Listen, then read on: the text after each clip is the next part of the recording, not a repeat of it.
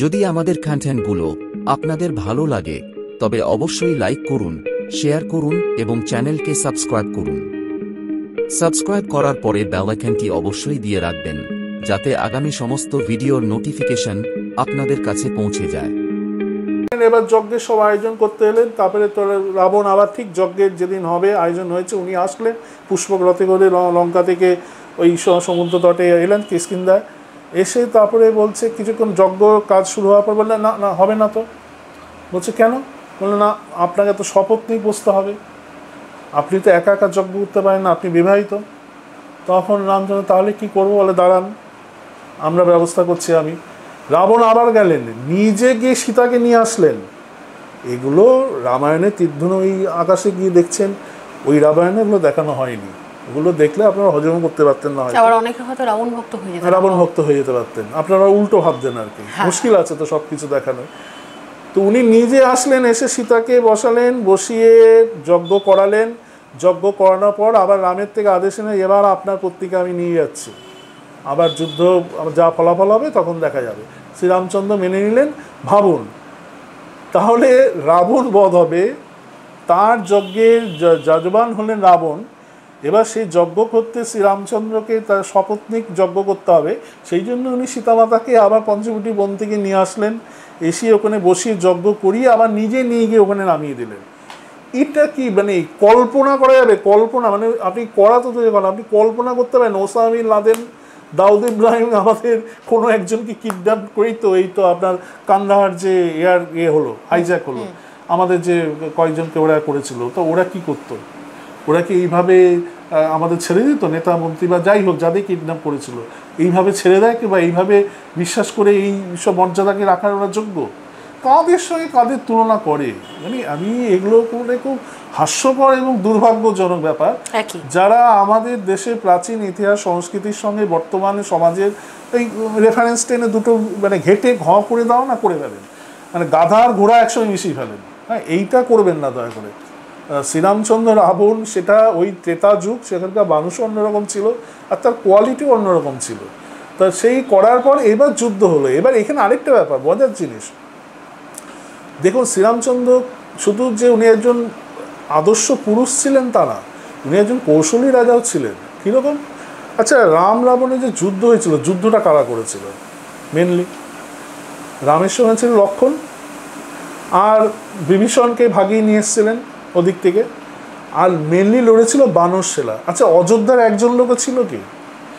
রামচন্দ্র লক্ষ্মণ ছাড়া একজনও অযোধ্যার মানুষ কিন্তু সেই যুদ্ধে অংশগ্রহণ করেনি। হ্যাঁ বন্ধু, এবার বুঝতে পেরেছেন? বাফা স্টেট, এই কিষ্কিন্ধাকে বাফা স্টেট বানিয়েছিলেন উনি, যেখানে ওটাকে উনি লঞ্চ প্যাড করে যুদ্ধ করেছিলেন লঙ্কার সাথে, যাতে যুদ্ধের আজ কোনোভাবেই অযোধ্যাবাসীর উপর না পড়ে, যার জন্য একজন অযোধ্যাবাসীকে উনি থাকতে দেননি, ফিরিয়ে দিয়েছে। কারণ উনি জানতেন যে এরপরে ভয়ঙ্কর যুদ্ধ হবে এবং অযোধ্যাবাসীকে বাঁচাতে হবে। তার মানে বুঝতে পারছেন, এটা হচ্ছে রাজনীতির পার্ট। এই যে ডিপ স্টেট থিওরি, এখন ডিপ স্টেট, এই যে বিভীষণ, কি বিভীষণ তাহলে কিসের প্রতীক? আর এরকম যারা যার প্রত্যেকটি ভাই বলতে গেলে রামের নামে যাদের গায়ে লঙ্কা বাটা চলে, এখনও জলে ভারতবর্ষে অনেকেরই, বাংলারও জ্বলছে, তেমনি ওরকম তো লঙ্কাতেও জ্বলতো। সেইখানে একজন দিনরাত শুধু রাম নাম করেন, নারায়ণ পুজো করেন, এটা কীভাবে সম্ভব? তো এটা ডিপ স্টেট থিওরি কি? অর্থাৎ তাকে দিয়ে এমন একটা লোককে উনি আগেই কবজা করে রেখে দিয়েছেন, যে যাকে দিয়ে রামকে কিভাবে মারা যাবে, তার নাভির আসল কোথায় আছে, তার অমৃত কোথায় আছে, এই নিকুম্বিলার যজ্ঞাধর কোথায়, সব কিছু জেনে গেলে। তো এটা ডিপ স্টেট থিওরি ছাড়া কি? মানে ডিপ স্টেট থিওরি যে বলা হচ্ছে, তার পরবর্তীকালে আমাদের আচার্য চাণক্য তার কৌটিল্য অর্থশাস্ত্রে অন্যভাবে এটাকে আরও বিশদভাবে উনি লিখেছিলেন এবং অ্যাপ্লাই করেছিলেন। লেখেননি, উনি অ্যাপ্লাই করেছিলেন চন্দ্রগুপ্ত মৌর্য, সেটা পরের কথা। কিন্তু রামায়ণ তো সেটাও দেখিয়ে দিয়েছেন যে এইবার দেখুন রামের পরে এরপর যুদ্ধ তো হয়ে গেল। যুদ্ধর পরে উনি, এটা অনেকে জানে না যে আচ্ছা এই আমরা যে দশমী বলি, দুর্গাপুজোর দশমী, কীভাবে ন্যারেটিভগুলো গুলিয়ে দেওয়া হয়। আর দুর্গাপুজোর দশমী কেন? বিজয়া দশমী। বিজয়া কথাটার মানে কি? অকাল বোধনটা কে করেছিলেন? হ্যাঁ, অকাল বোধন তো রামচন্দ্র করেছিলেন। বিজয়াটা তো এসছে বিজয় থেকে, ভিক্টরি। সেই জন্য, কারণ কি, রামচন্দ্র সেদিন যুদ্ধে জয়লাভ করেছিলেন দশমীতে। হ্যাঁ, নবমী শেষে রাবণ হত্যা হলো, দশমীতে দশেরা হয়ে তারপরে রাম যুদ্ধে জয় করলেন, এই সেই জন্য ওটা বিজয় দশমী। আর বিজয় দশমীর এটা অনেকে জানে না, ঠিক 1 মাস বাদে হয় আমাদের দেওয়ালি। দেওয়ালিটা কেন হয়? দেওয়ালিটা হচ্ছে অ্যাকচুয়ালি আমাদের ওটা বিজয় উৎসব। দেওয়ালি হচ্ছে বিজয় উৎসব, যেটা দীপাবলি বা দেওয়ালি হয় 1 মাস বাদে। ওই লঙ্কা থেকে ওই ইয়েতে অযোধ্যায় ফিরেছিলেন, এবং ঠিক ওই দিন 1 মাস বাদে ফিরেছিলেন, মানে ওই দিন পুরো লঙ্কাবাসী সেলিব্রেশন করেছিলেন দ্বীপ জ্বালিয়ে। শুধু দ্বীপ না, ফায়ার ওয়ার্কসও তখন তারা ইউজ করেছে। বাজি তখনও ছিল ভারতবর্ষে, বাজি চীন বারুদ করেনি, তার বহু আগে ভারতীয়রা জানতো। তো ভারতীয়রা ফায়ার ওয়ার্কস তৈরি করেছে, নানা রকম রাসায়নিক ইয়ে তৈরি করেছে, ধূপকাঠি তৈরি করেছে। চীনারা শুধু কামান তৈরি করেছে, কামানে মানুষ মারার জন্য। যার যেরকম গুণ সে সেরকমই তৈরি করবে। হ্যাঁ, আপনি মানুষকে একটা সুন্দর ছুরি, যদি আপনি কি একটা ফল কাটবেন, কাটবেন, একটা বাদুরকে দিলে সে মানুষকে খুন করে দিতে পারে, সে তো আর বুঝবে না।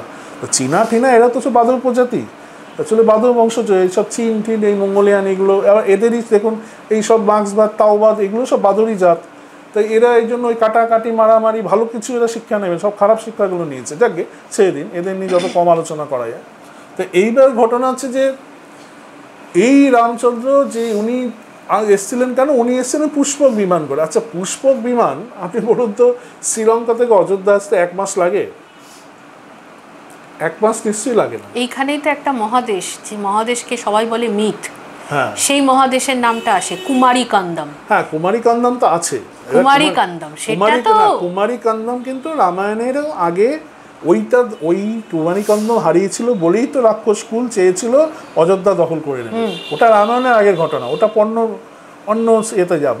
তাহলে এই যে এত সময়, যদি কুমারীকান্দম হলো 1 মাস লাগে না বিমানে করে। একটা বিমান যদি খুব খারাপ 300 কিলোমিটার ছাড়া তো এয়ারে দৌড়াতে পারবে না। তা 300 কিলোমিটার ঘন্টায় 300 মাইল বেগে দৌড়ালে 1 মাস লাগে না অযোধ্যা আসতে। হ্যাঁ, মেনলি কয়েক ঘন্টা বা একদিন বড় জোর লাগতে পারে, 1 মাস কখনই লাগতে পারে না। তাহলে 1 মাস কি করলেন? মানে এইটাও দেখুন আমাদের অদ্ভুতভাবে, এই যে বলি না, সব কিছু আমাদের গুলিয়ে দেওয়া হয়েছে, সব কিছু গুলিয়ে ভুলিয়ে, মানে যা করে, মানে কি বলবো, তা করে দেওয়া হয়েছে। তো এইটা কেন বলা হয় না যে সেই সময় শ্রীরামচন্দ্র পুরো বিশ্ব ভ্রমণ করেছিলেন, তার ভক্ত সারা পৃথিবীব্যাপী, এবং যেখানে যেখানে উনি আমার ভক্তরা ডেকেছেন উনি তাদের দর্শন দিয়েছেন। এই ঘুরতে ঘুরতে ঘুরতে ঘুরতে 1 মাস বাদে উনি তারপরে পৌঁছেছেন, এবং ওখানে গিয়ে উনি ইউরোপে যেই জায়গাটা গিয়ে তার ভক্তদের সঙ্গে মিলন করলেন, সেই জায়গাটাই হচ্ছে ইটালি মিলান। আর তার নামেই সেই রাজধানীর নাম হয়েছিল রোম। এবং শুধু এখানে না, দেখবেন জার্মানির যেখানে এয়ারবেস, সেখানে একটা প্রাচীন তাদের প্যাগান গডও আছে, সেই জায়গাটার নাম হচ্ছে রামস্তেন। এবং এই কারণেই মিশরের সবচেয়ে পাওয়ারফুল যিনি রাজা ছিলেন, দ্বিতীয় রামেসিস, সেটা রাম থেকে এসছে। হ্যাঁ, রাম নাম থেকে এসছে। এরকম রাম নামের মাহাত্ম্য। এই তথ্যগুলো যদি আপনার অবিশ্বাস্য লাগে, তাহলে আমি বর্তমানকার একটা তথ্য দিই। থাইল্যান্ডের রাজ পরিবার, জানেন তো রাজাদেরকে কি বলা হয় জানেন? কিং রামা। এই যে আমাদের প্রধানমন্ত্রী, তিনি যে গেলেন, তাকে একটু শো দেখানো হয়েছিল পুতুল নাচের। কোন বিষয়ের ওপর বলুন তো? একটু খোঁজ নিয়ে নেবেন, জেনে নেবেন। অতএব আমাদের ইন্টার কানেকশনটা যতটাই চাপা দেওয়ার চেষ্টা হোক না, কিন্তু চাপা কিন্তু দেওয়া যাচ্ছে না।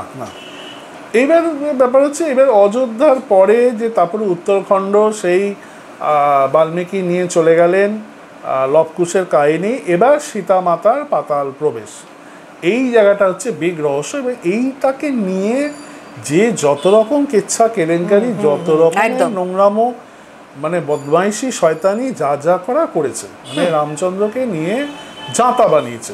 ধরে ব্যাপারটা কি, প্রথম কথা দেখবেন একটা, না এখানে নারীত্বের অপমান করা হয়েছে। উনি পুরুষের ইগোজম দেখিয়ে উনি সীতামাতার সঙ্গে নাকি উনি অত্যন্ত অন্যায় করেছেন। ওনার উচিত ছিল ওই প্রজাদের কথা না মেনে অগ্নিতে যাতে প্রবেশ, ওনাকে কোলে নিয়ে, সীতামাতাকে কোলে করে তুলে নিয়ে আসা উচিত ছিল। উনি কেন ওখানে পাতাল আগুনে অগ্নি পরীক্ষা, যদি পুড়ে যেত পড়েনি, ভাগ্য ভালো, বোধহয় কিছু মেখে টেকে ছিল, বোধহয় কিছু হয়তো মাখিয়ে দিয়েছিল, সেটা বোধহয় রাশিয়া থেকে এসেছিল, মার্কসিস্টরা দিয়েছিল আর কি। রাশিয়াতে তো অ্যাকচুয়ালি লবকুশে মামাবাড়ি তো রাশিয়া ছিল, এটা অরিজিনাল আমার মতো বলতে পারে, মার্কসের কোনো বংশধর ছিল হয়তো, তারা ওখান থেকে কিছু সাপ্লাই দিয়েছিলেন যাতে অগ্নি প্রতিরোধক কিছু সলিউশন মেখে সীতামাতা উঠেছিলেন, তাই আগুনে পড়েননি, কিন্তু পাতাল ফাঁক হয়ে গেছিল। দুঃখে পাতাল ফাঁক হয়ে এই সীতামাতা পাতাল প্রবেশ করেছিলেন। কারণ কি? রামচন্দ্র সুবিচার করেননি। আচ্ছা, রামচন্দ্র মানে প্রথম প্রজাতন্ত্র যদি একটা মানে প্রাতিষ্ঠানিক রূপ দেওয়া যায় তাহলে এই ঘটনাটা, মানে এটা ভাবা যায় একজন রাজা যে প্রবল প্রতাপশালী, যার প্রতাপে এবং ক্ষমতায় সারা পৃথিবী তার কথায় ওঠে এবং সারা বিশ্বজয়ী, মানে যে ত্রিভুবনকে জয় করে রেখেছিল রাবণ, তাকে পরাজিত করেছে, তাহলে কটা প্রজা কি বলল তাতে তার কোনো যায় আসে কি? এই তো আমাদের দেশে বিদেশে প্রধানমন্ত্রী মুখ্যমন্ত্রীর বিরুদ্ধে এত বিক্ষোভ হয়, লক্ষ লক্ষ দেশে তারা নিন্দা করে তার কোনো যায় আসে কি? কিচ্ছু আসে না। তাহলে কিছু প্রজা নাকি বলেছিল যে সীতা মাতা যেহেতু বাল্মীকির আশ্রমে ছিলেন তাই ওনার সতীত্ব মনে হয় ঠিক নেই। রাবণের কাছে ছিলেন, রাবণের কাছে ছিলেন, তারপরে বাল্মীকির আশ্রমে গেছিলেন, তার মানে তার সতীত্বের পরীক্ষা দিয়ে এটা কিছু অন্দরমহলে বোধহয় সেইটা কিছুমাত্র তাদের যাতে সন্দেহ নিরসনে উনি কী করলেন, সীতামাতাকে অগ্নি পরীক্ষা দিতে বললেন। এবং সীতামাতা সেই দুঃখে উনি বললেন যে না, আমি যখন পরীক্ষা দিয়েছি তখন আমার মনে হয় এবার আমি যেখান থেকে আমার জন্ম হয়েছিল যে অর্থাৎ সীতা অর্থাৎ শীত কেটে মৃত্তিকা থেকে আমি সেখানেই মিশে যাব। অর্থাৎ মিশে যাবে মানে কি? উনি জনমানসে মিশে গেছিলেন। আর যে ওনার পাতাল প্রবেশটা, এইবার এখানে একটা অদ্ভুত ঐতিহাসিক ব্যাপার আছে। ব্যাপার হচ্ছে পাতাল বলতে কি বোঝায়? পাতাল লোক। পাতাল লোক মানে আমরা ওই যে সব ওই নানা রকম এই কি বলে টিভির যে বা মিডিয়াতে যেটা বাইবেলে বা কোরআনে যেটা বলা হয়েছে জাহান্নাম, হ্যাঁ ওই ওই চিচিং ফাঁক, মাটি ফাঁক হয়ে গেল, সিঁড়ি নেমে গেল, তারপরে নেমেই দেখলাম সব বিকট বিকট লোক, মাথায় শিং, এত বড় বড় দাঁত। আমরা পাতাল বলতে এরকম তেলে ভাজবে বলে আমাদেরকে অপেক্ষা করে রয়েছে। হ্যাঁ, তেলে বিশাল কড়াই নিয়ে এসব। অ্যাকচুয়ালি আমাদের এই যে পৃথিবীটাকে আমাদের সনাতনী মতে, তাই বিজ্ঞানের মতে অনেকগুলো ভাগে ভাগ করা হতো। হ্যাঁ, যেমন ভূগোল, রসাতল, ধরাতল, পাতাল, উদল, এরকম করে যেটা রসাতল বা পাতাল হিসাব মতো ভারতবর্ষ গ্লোবটা আমরা যদি ভারতবর্ষ এখানে থাকি তাহলে রসাতল পাতাল হচ্ছে ঠিক নিচে। এবং দেখবেন খেয়াল করে যারা গ্লোব ইউজ করেন, যারা ম্যাপ দেখেন, একটু ভালো করে দেখেন ভারতবর্ষের যে ভূপৃষ্ঠ যেই জায়গাটা তার ঠিক উল্টো দিকে হচ্ছে আমেরিকা, তা ওটা হচ্ছে পাতাল। এবং রাক্ষসরা এরা হ্যাঁ সেই ওই জন্য ওখানে রাক্ষসরা এরা এই জায়গা থাকতো, পাতালে থাকতো।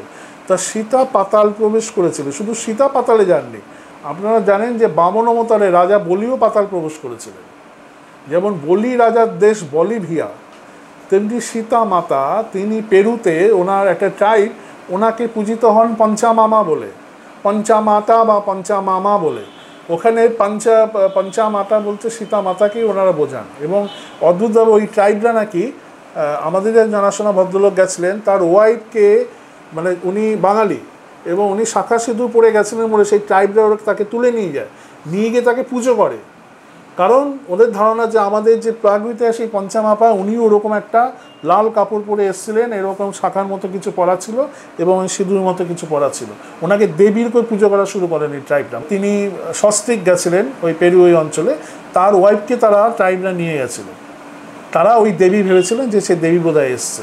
মানে এই ঘটনাগুলো, ব্যাপারটা হচ্ছে যে এই যে আমাদের রামায়ণ মহাভারতের ঘটনাগুলো, যেটা আমরা শাস্ত্রমতে ভাবি বা আমাদের এই পৌরাণিক মতে যে গল্পগুলো দেওয়া হয়েছে তার প্রত্যেকটার একটা বাস্তব ভিত্তি আছে, তার পিছনে একটা মানে জিওপলিটিক্যাল এবং জিওলজিক্যাল অ্যাসপেক্টও আছে।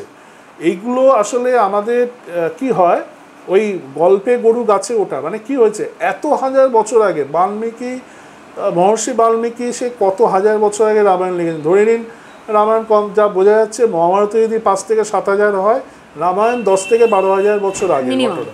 হ্যাঁ, এবার সেই সময় কত হাজার বছর আগে বাল্মীকি যে লিখে গেছেন, সেই সময় দাঁড়িয়ে উনি কী কী চিন্তা করেছিলেন, সেটা কি হয়েছে, ওটা আস্তে আস্তে প্রক্ষিপ্ত হতে হতে হতে হতে না সব বিকৃত হয়ে গেছে। মানে ওই যে আমরা ছোটবেলায় একটা খেলা খেলতাম না, যে 10 জন মিলে আমরা ভাই বোনরা বসতাম, কানে একটা আমরা শব্দ বলতাম, তারপরে ওই শব্দটা ঘুরতে ঘুরতে দেখা যেত আমরা হয়তো রাজা বললাম, সেটা ঘুরে এসে খাজা হতো তো। ঠিক দেখবেন ওই সত্যজিৎ রায় বলেছিলেন না, হারাধনের 10টি ছেলেকে হ্যাংলা কানে হাতি হাসে। হ্যাঁ, ঠিক একদমই তাই। ঠিক এরকমই আমাদের হয়েছে। রামায়ণ বলুন, মহাভারত বলুন, হাজার হাজার বছর ধরে আমরা তো এমনিতে আত্মবিস্মৃত জাত, আমাদের উপরে এমনি প্রাকৃতিক দুর্যোগ থেকে অত্যাচার, বৈদেশিক আক্রমণ সব হওয়াতে আমরা স্মৃতিভ্রংশ হয়ে গেছি। এবং তারপরে আমাদের যেটুকু রামায়ণ মহাভারত, মানে আমার গুরু ডক্টর চিত্তরঞ্জন বশিষ্ঠ উনি বলতেন যে তোমরা যে রামায়ণ মহাভারত পড়ো অ্যাকচুয়ালি তার 40% পড়ো, 60%ই তো, 60% বেশি, 40 না 30 থেকে 35 ধরে নাও, 60% বেশি তোমরা জানো না বা পড়োনি, আর তোমরা পড়তে পারবেও না।